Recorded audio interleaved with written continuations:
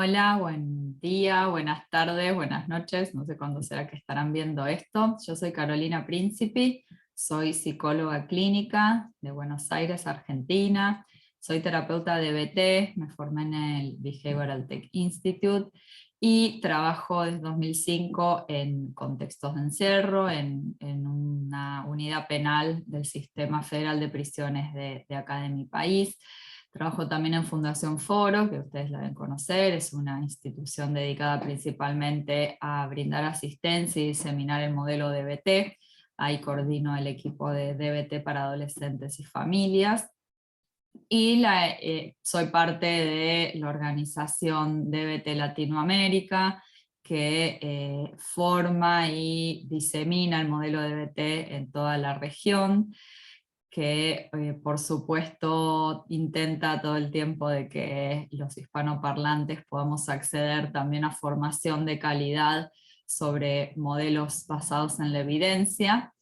Así que les voy a compartir en estos primeros videos sobre todo la aplicación de DBT en ámbitos cerrados, en contextos de encierro, como por ejemplo en mi caso el ámbito carcelario. Espero que les sirva y puedan replicarlo y mejorarlo.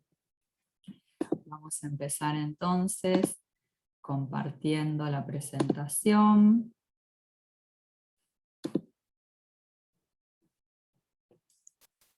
Ahí está. Bien, luego vamos a hablar de otros abordajes contextuales en personas privadas de la libertad, ya en el último videito. Un poco la estructura de esta clase va a ser contarles sobre la fundamentación de por qué incluir DBT en contexto carcelario, un modelo de desarrollo de un programa de entrenamiento en habilidades en la cárcel de mujeres, que es la experiencia que pude hacer, los obstáculos y aprendizajes derivados de esa experiencia, porque probablemente les pueda hablar más de lo que no se pudo hacer que de lo que se pudo hacer, y luego otros modelos contextuales en el último video, sobre todo ACT y terapia basada en la compasión. Entonces vamos a ver primero la terapia dialéctica conductual o la DBT, ¿sí? Es un modelo que se ha aplicado en ámbitos correccionales de muchos países, ¿sí? Estados Unidos, Canadá, Australia, Alemania, Inglaterra, Holanda y varios otros, que ha tenido efectividad demostrada en unidades carcelarias y también en lo que son hospitales forenses, que es donde están alojadas las personas inimputables, y también en instituciones de minoridad en conflicto con la ley penal.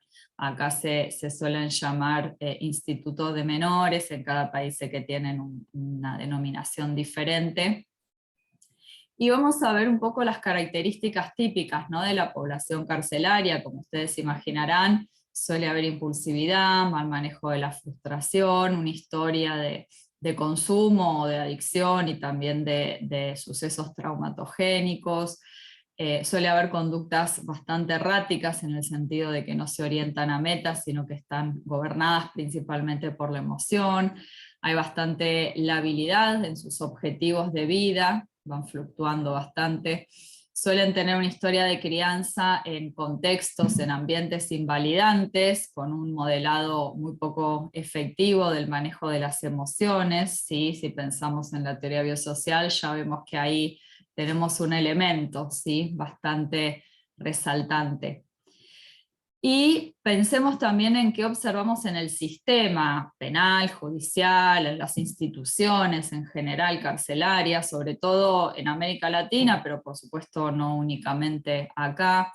Suelen ser también ambientes invalidantes, como ustedes sabrán, también erráticos en las respuestas a las conductas de los internos y las internas. No hay algo como muy protocolizado en cuanto a cómo responder. Suelen ser poco efectivos en el manejo de contingencias. Un ejemplo típico es cuando, bueno, el sistema médico sobre todo le niega algún aumento de medicación a quienes están con desregulación emocional y piden de repente algún tranquilizante y demás, y muchas veces terminan sí dándole ese tranquilizante que el interno o la interna pide luego de un autocorte o de amenazas, ¿sí? Con lo cual vemos que se refuerza muchas veces la escalada conductual en lugar de reforzar los pedidos habilidosos o de escuchar y ofrecer contención y validación. Suele haber metas poco claras y también variación en cuanto a objetivos de cada parte de las que conforman el sistema o la institución, ¿sí? Muchas veces no hay unicidad entre los objetivos que cada instancia, por ejemplo, quienes se ocupan más de la seguridad o quienes se ocupan de la salud o quienes se ocupan de la educación, muchas veces no hay acuerdo o no hay armonía entre los objetivos de cada área. Entonces, ¿por qué pensar en DBT en estos ámbitos? Es una terapia que es compatible con este principio de mejor tratamiento disponible, que es el que establece cierta obligatoriedad de ofrecer a cada problemática o a cada población o cada diagnóstico el mejor tratamiento que esté disponible en el momento según el estado actual de la ciencia, ¿verdad? Entonces, también DBT se alinea teóricamente con el paradigma o el modelo actual que impera en lo que es la criminología, que tiene que ver con un modelo de reducción de riesgo, que está basado en la evidencia y también en la literatura sobre lo que es reincidencia, que se lo conoce como RNR, el modelo, y hace referencia a los tres principios que son riesgo, necesidad y responsividad. Vamos a ver un poquito ahora esto.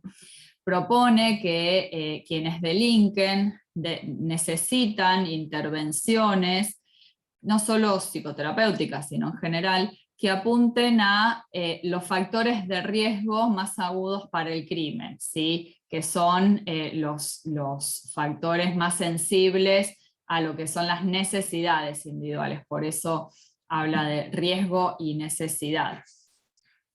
Entonces, pensando en lo que es el cambio de paradigma, tenemos de modelos basados en el castigo, modelos punitivos, de lo que es la ciencia criminológica y la penología, a modelos que están basados en detectar factores de riesgo, necesidades criminógenas y la responsividad, ¿sí? La respuesta y la sensibilidad de la población a estos elementos. ¿Qué pasa en América Latina? Se está intentando adecuar todo a este nuevo paradigma. Ustedes saben que en general en estos contextos suele haber un cambio de nominaciones primero y de formas antes que ocurran los cambios de fondo, el cambiar la cultura institucional, unificar las metas de todas las distintas partes, las distintas áreas que intervienen en una institución, por ejemplo, penal, adecuarla a lo que es este nuevo paradigma. Todo eso lleva un tiempo y a veces choca con grupos o personas o estatutos más acordes a los modelos, a los paradigmas anteriores. Entonces, no es un trabajo que se hace de un día para el otro, ¿sí? Solemos adoptar rápidamente la terminología imperante en el primer mundo, pero suele ser más dificultoso modificar realmente todos los elementos para hacerlos compatibles con el nuevo paradigma. Se habla de desistimiento delictivo, ¿sí? En el nuevo paradigma, y que se lograría con, esto lo plantea justamente el propio modelo RNR, que este desistimiento, es decir, la disminución de la reincidencia a través de un cambio de actitud o de conducta del propio detenido, ¿sí? Del propio delincuente, que tenga que ver con desistir del delito a través de haber adquirido herramientas o destrezas para desempeñarse, por ejemplo, laboralmente en el medio libre, que haya incorporado rutinas y las pueda cumplir, ¿sí? Hábitos que tienen que ver con el día a día.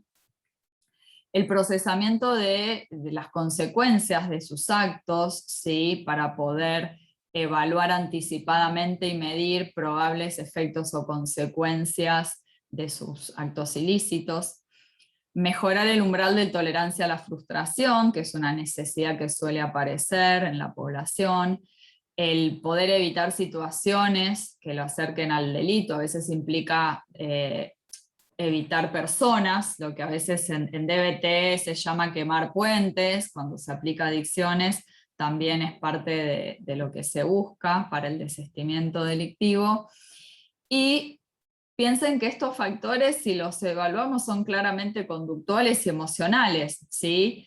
Entonces, esto de que se plantea que los internos deben adquirir un repertorio adecuado de habilidades sociocognitivas, con lo cual fíjense que acá ya este paradigma nos abre la puerta a las terapias que abordamos los aspectos conductuales y emocionales, ¿sí? Más que lo interpretativo, que al menos en Argentina la terapia psicodinámica, todo lo que viene de psicoanálisis es lo que está más presente en todos los organismos públicos, pero en particular en los ámbitos carcelarios.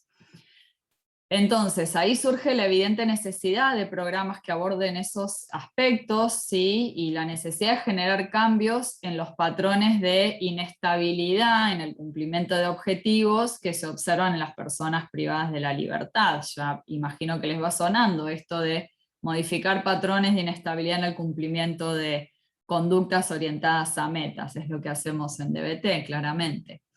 El nuevo paradigma habla de necesidad, la palabra necesidad de RNR tiene que ver con necesidades criminógenas, que son los factores de riesgo asociados a la recaída. La recaída acá vendría a ser la reiterancia en el delito. Podemos pensar en abuso de sustancias como una necesidad criminógena, la falta de habilidades para resolver problemas, los grupos de pares antisociales, perdón, esta 2 veces la palabra, el mal manejo de la ira, los pensamientos de tipo antisocial, contrarios a la ley. Son todas cuestiones que podríamos rápidamente vincular justamente con la desregulación emocional. Entonces la DBT justamente se ocupa de forma directa de estos objetivos porque aumenta habilidades conductuales y apunta a generar esa motivación que hace falta para reemplazar conductas problema por comportamientos adaptativos. Esto lo plantean en ese artículo los autores McCann, Ivanov y Schmidt. Andrei Ivanov es una de las referentes del Behavioral Tech Institute y además es la persona que ha empezado a diseminar DBT ha empezado a trabajar hace varias décadas con DBT en contextos correccionales y ha diseminado el modelo en dichos contextos y tiene muchos artículos escritos al respecto. Entonces, volviendo al por qué DBT en ámbitos forenses, hay una nota muy interesante de esta autora que está en la página del Behavioral Tech Institute, que yo les dejo ahí en la lista de bibliografía, les dejo el link de la página, que habla de psicología forense justamente como la aplicación de los principios psicológicos dentro de contextos legales o jurídicos, ¿verdad? Y menciona que justamente debido a la alta prevalencia de violencia, agresión, autolesiones que hay en estos contextos, quienes brindan tratamiento en esos lugares buscan a menudo nuevas modalidades de abordaje que estén basadas en la evidencia para aumentar el control conductual de parte de los consultantes, que en este caso serían los internos, ¿sí? ¿Qué podemos decir en nuestro contexto? ¿Vemos realmente profesionales que buscan a menudo modalidades de abordaje basadas en la evidencia o no vemos esto? Sabemos que en América Latina a veces se verifica una situación diferente, de más choque o resistencia hacia modelos basados en la evidencia. Entonces, tenemos que alguna vez hacernos caminos un poquito a los codazos. DBT tiene evidencia, ¿sí?, en lo que es la efectividad para reducir intentos suicidas, conductas autolesivas sin intención suicida, enojo, impulsividad, abuso de sustancias, todo lo que sucede en una cárcel, ¿sí? Entonces, no debería sorprender ni resultar demasiado loco usar DBT en prisiones o en tratamientos ordenados por la justicia o en pacientes que están en hospitales forenses. Sin embargo, sabemos que todavía está muy poco utilizado en nuestro contexto este modelo y todos los modelos de tercera ola, probablemente porque también están muy poco difundidos entre los propios psicoterapeutas y psiquiatras, ¿sí? Algo que menciona en este artículo que les mencioné es que el desorden antisocial de la personalidad y la psicopatía pueden ser abordados desde la teoría biosocial, ¿sí? Ahí justamente plantea cómo en general en la población detenida entre el 50 y el 80% tiene el diagnóstico de desorden antisocial, mientras que en la población libre, digamos, es solo un 1% en mujeres y un 3% en hombres, ¿sí? Según datos de la APA. Entonces, pensando la teoría biosocial que usamos para explicar la desregulación emocional, en lo que es el desorden antisocial o la psicopatía, lo que plantea es que se puede aplicar perfectamente de dos maneras, ¿sí? Por un lado, hay desorden antisocial con déficit de habilidades de la regulación emocional, es decir, el tipo más impulsivo, ¿sí? Donde ahí la teoría biosocial se cumple, igual que en las personas con TLP, con desorden límite de la personalidad, porque se trata de individuos altamente sensibles, altamente reactivos, que tienen un lento retorno a la línea de base, y un ambiente invalidante. ¿Sí? A largo plazo son personas que obviamente aprenden también a autoinvalidarse y a descreer de sus reacciones internas, y se producen escaladas emocionales que son reforzadas cuando el ambiente termina atendiendo a sus necesidades luego de que la persona pierde el control conductual y no antes, ¿sí? Es el típico funcionamiento de la desregulación emocional que se verifica también en el desorden antisocial. Y está el otro tipo, que es el de la respuesta emocional limitada, sería como el tipo más inhibido y no explosivo, donde hay una respuesta diferente al estrés y la ansiedad. Son personas que tal vez no experimentan la emoción vergüenza como inhibitoria del comportamiento, esto lo marcan los autores que ahí les menciono, y aplicando la teoría biosocial lo que se ve es que los contextos donde la persona se desarrolló tempranamente, quienes tienen esta característica, lo que hacen es responder con castigo o con medios coercitivos ante esa falta de control o de inhibición conductual por déficit de la emoción vergüenza. Entonces, de esa manera se convierten también en ambientes invalidantes y lo que hacen es favorecer las reacciones aumentadas de desafío, oposición, ¿sí? Haciéndose cada vez más grande el círculo. Y también generan emociones extremas que están orientadas a poder experimentar emociones intensas en las personas que tienen una respuesta emocional limitada. Con lo cual, de ambas maneras vemos que se puede verificar la teoría biosocial en esta población. ¿Qué herramientas pueden ser aplicables entonces de DBT en personas privadas de la libertad? Piensen lo rico que puede ser hacer un análisis en cadena del hecho ilícito por el que la persona está detenida. También cómo el análisis en cadena o el missing links puede usarse con las conductas que ocurren en la detención, ¿sí? Las autolesiones, las discusiones o las peleas, tanto entre compañeros como hacia las autoridades, y también las conductas que ocurren de menos, como el no asistir a las actividades obligatorias, por ejemplo, de educación, trabajo, no cumplir con las reglas de la institución. Todo esto lo podemos abordar conductualmente con el análisis funcional de las conductas, que desde DBT se hace con análisis en cadena o missing links. Y también, imagínense que con el alto porcentaje de suicidios o de intentos que hay entre las personas detenidas, poder abordar esta problemática con el protocolo de evaluación y manejo del riesgo suicida diseñado por Marsha Linehan, la que se conoce como LRAMP, es fundamental, ¿sí? Piensen que uno de los indicadores de riesgo suicida, indicadores directos, justamente es estar en las primeras 24 horas de encarcelación, con lo cual es casi, diría, una obligación moral usar esta herramienta, quienes abordamos a esta población. ¿Y cómo se diferencia entonces DBT en estos contextos de la DBT estándar? Porque hay desafíos que sortear. Obviamente hay que recordar que DBT está basada en cumple 5 funciones, acá se las dejo para que las recuerden, y tenemos que ver cómo poder cumplir cada una de estas funciones en el desarrollo que se haga de DBT en estos contextos, ¿sí? es bastante difícil. Vamos a ver un poco qué nos dice la bibliografía sobre cómo cumplirlos. En cuanto a motivar al consultante, esto se hace en terapia individual. Claramente, con la falta de recursos humanos entrenados en DBT que hay, pueden imaginarse que pueden ser insuficientes para ofrecer terapia individual a cada uno.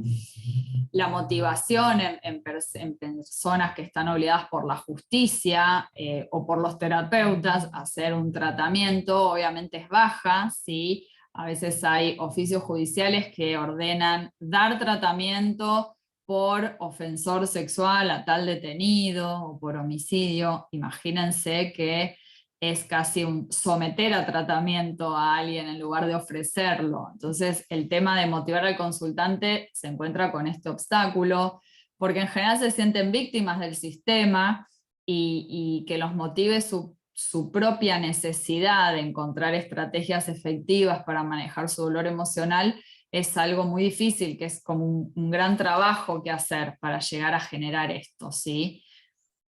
Es difícil saber si buscan terapia por elección personal o para cumplir con algo que saben que está bien visto por el sistema y que puede implicar que tengan un puntaje, una calificación mayor por el cumplimiento de objetivos, ¿sí?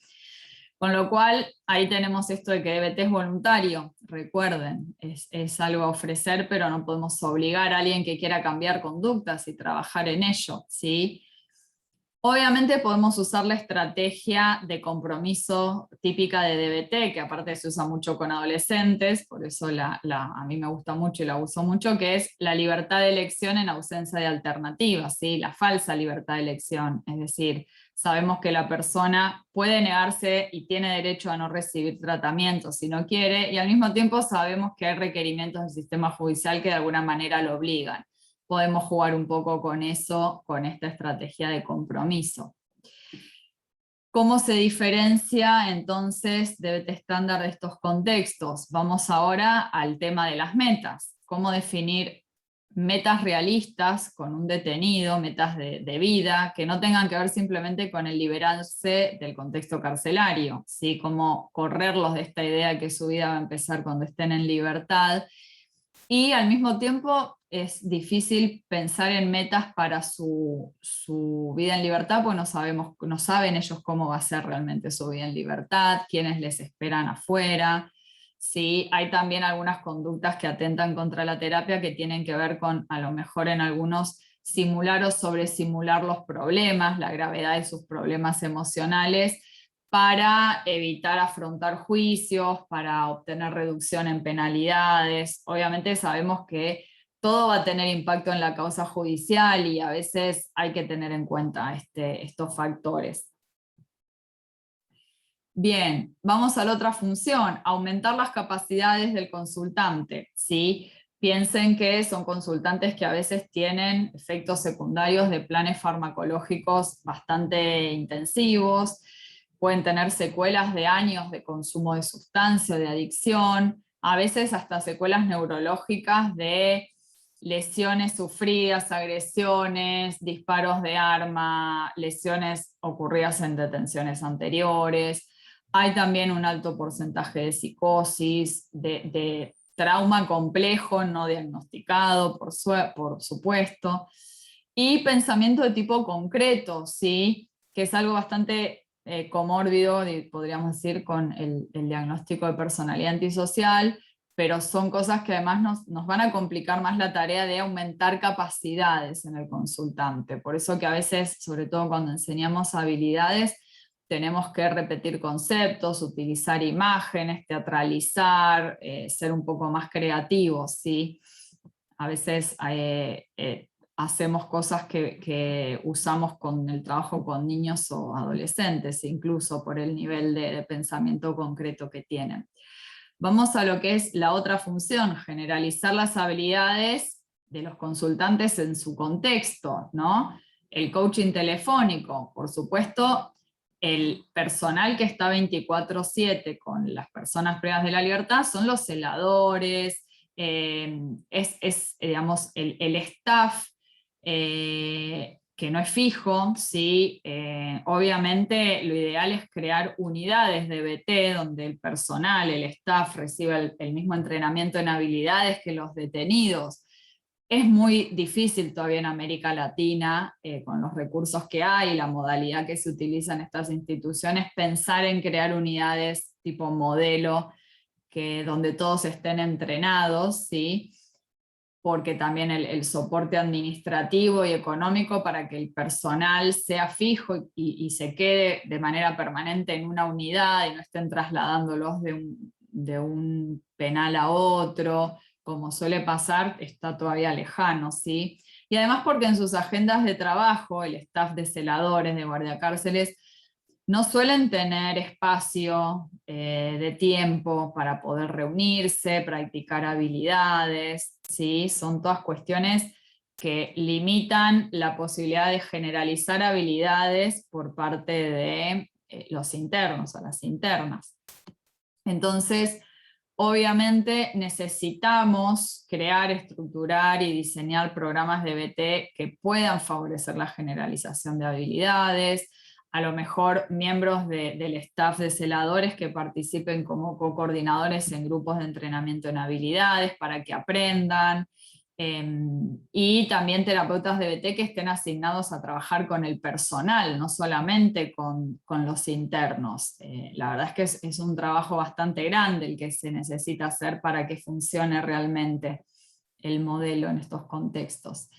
Estructurar el ambiente, piensen que el ambiente acá es la cárcel y a veces las institucionalizaciones son muy prolongadas, vienen de hace años, muchos han ido de penal en penal o han iniciado su recorrido institucional desde la adolescencia, lo cual suele empeorar los síntomas y las problemáticas y les va impidiendo justamente el adquirir habilidades o tener recursos. Cosas que a veces se dicen acá desde el sentido común en la sociedad en general, ¿no? Que los detenidos salen peor de lo que entran, que en la cárcel aprenden a perfeccionarse en la delincuencia, que se contagian de los que están un poco peor. Son cosas que desde el sentido popular acá se suelen escuchar, probablemente en sus países también, y en realidad lo que podemos pensar como dato concreto de la realidad en cuanto a esto es que claramente son instituciones donde no se refuerza de manera positiva ni el control emocional, ni conductual, ni la consecución de objetivos, no son ambientes atentos a reforzar eso, con lo cual hay algo de esto de el efecto iatrogénico que tienen las institucionalizaciones prolongadas, ¿sí? Lo podemos como verificar desde términos de BT incluso. Otra función relacionada, o mejor dicho, otro aspecto relacionado con estructurar el ambiente es que obviamente el entorno de las instituciones donde cumplen condena no es el entorno que van a tener cuando salgan, no son sus familias, no son sus comunidades, no son sus barrios. Entonces, cómo obtener conductas target que monitorear, por ejemplo, en el registro diario, que tengan algún punto en común con las conductas que van a tener que llevar adelante cuando estén en libertad, ¿sí? Porque lo que queremos es que el tratamiento sea efectivo también para la vida que van a tener en libertad, no solo para atravesar la detención.